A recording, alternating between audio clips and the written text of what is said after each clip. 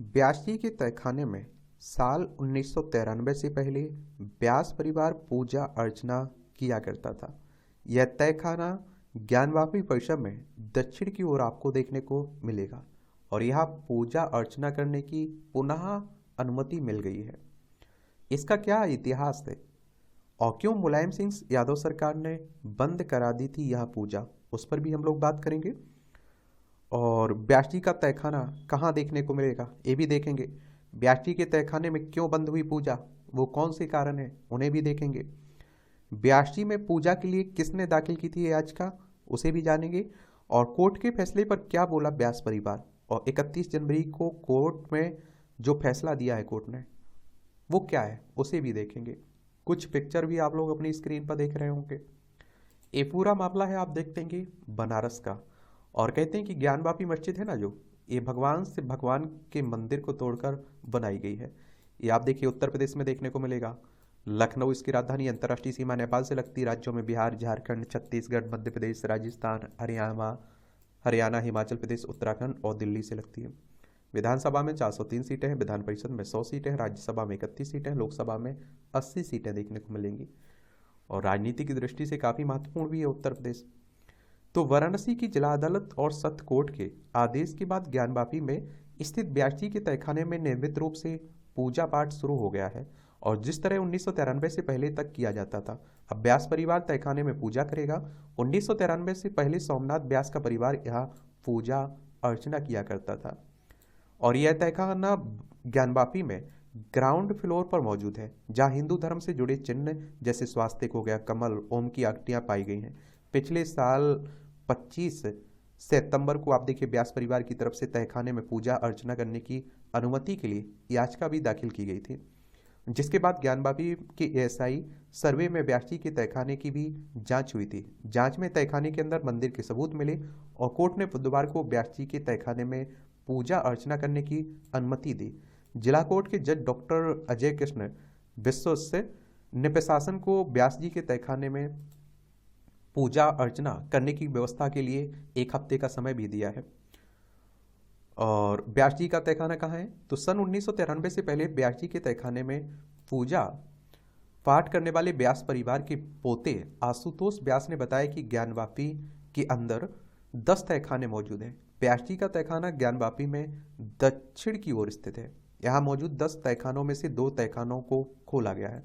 Court में वाद दाखिल कर बताया गया कि ब्यास जी का तहखाना ज्ञानवापी परिसर में नंदी भगवान के ठीक सामने है। यह तहखाना प्राचीन मंदिर के मुख्य पुजारी ब्यास परिवार की मुख्य गद्दी है। यह वह स्थान है जहां आप देखिए 400 साल से ब्यास परिवार शैव परंपरा से पूजा पाठ करता था। ब्रिटिश काल में भी मुकदमा जीतकर ब्यास परिवार के का तहखाने पर कब्जा बरकरार रहा।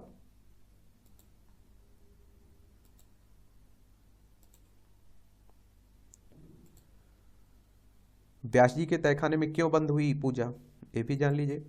तो आशुतोष ब्यास ने बताया कि 1993 से ब्यास जी के तहखाने को बंद कर दिया गया और बैरिकेडिंग कर दी गई। उन्होंने कहा कि उस समय समाजवादी पार्टी की सरकार थी उत्तर प्रदेश में, मुलायम सिंह यादव मुख्यमंत्री थे। अयोध्या राम मंदिर जन्म भूमि मामले को लेकर मुलायम सिंह यादव ने बैरिकेडिंग लगा दी थी, जहां यहाँ सांप्रदायिक माहौल ना बिगड़े और लड़ाई झगड़े ना हो। पहले बांस बल्ली लगाकर टेम्परेरी तौर पर आप देखिए बैरिकेडिंग की गई थी, बाद में पक्की तरह से बंद कर दिया गया था, तभी से वहाँ पूजा करना बंद था। और आशुतोष व्यास ने कहा कि पहले हमारे परिवार के लोग पूजा पाठ और अर्चना किया करते थे। हम गए अंदर, हम हर साल ही जाते हैं, वहाँ रामचरितमानस होता है ज्ञानवापी में, और उसके पास ही बांस बल्लियाँ रखी होती हैं। अंदर बहुत अंधेरा रहता है। उन्होंने यह भी बताया कि अंदर कई शिवलिंग है और नंदी है, टूटे फूटे नंदी होंगे। बताते हैं कि खंभों में कमल, स्वास्तिक और ओम की आकृतियाँ बनी हुई हैं। आशुतोष व्यास का कहना है कि 1993 से पहले अंदर जलाभिषेक होता था, रुद्राभिषेक किया जाता था, आरती पूजा भजन सब होता था। 3 समय की पूजा भी होती थी। सुबह की पूजा के बाद मध्याह्न में भगवान को भोग लगता था। संध्या में पूजा एवं आरती भी होती थी।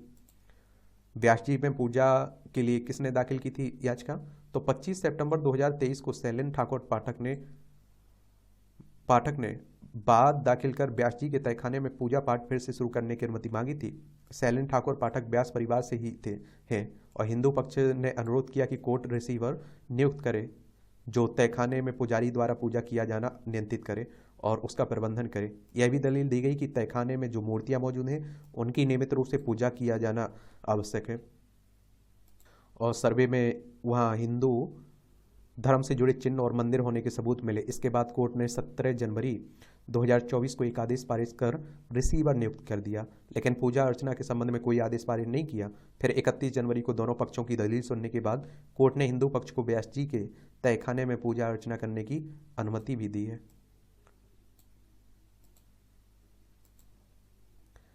कोर्ट के फैसले पर क्या बोला व्यास परिवार? आशुतोष व्यास ने बताया कि कोर्ट के फैसले को वह अत्यधिक खुशी से देखते हैं और 400 साल का इंतजार खत्म हुआ। उन्होंने कहा कि यह हमारे पूर्वजों का बलिदान है जो 400 सालों से लड़ते चले आ रहे थे। तहखाने में तो अधिकार था ही, वहाँ साल 1993 की पहली पूजा पाठ भी होती थी। 31 जनवरी को फैसले में कोर्ट ने क्या कहा? 31 जनवरी को कोर्ट ने दोनों पक्षों की दलीलें सुनने के बाद व्यास जी के तहखाने में पूजा अर्चना करने की अनुमति दी। साथ ही कोर्ट ने प्रशासन को 1 हफ्ते का समय दिया और जिसमें तहखाने में आप देखिए पूजा करने की व्यवस्था करनी होगी। कोर्ट के फैसले के बाद प्रशासन की मीटिंग हुई और 11 घंटे बाद ही कोर्ट के आदेश का अनुपालन भी किया गया। तहखाने में शयन आरती हुई। रात को 2:30 बजे के आसपास 31 साल बाद व्यास जी के तहखाने में दीप जलाया गया। इसके बाद 1 फरवरी से तीनों समय की नियमित पूजा कर दी गई है और ये देख भी रहे होंगे पूजा। तो यही कहानी है व्यास जी के तहखाने की।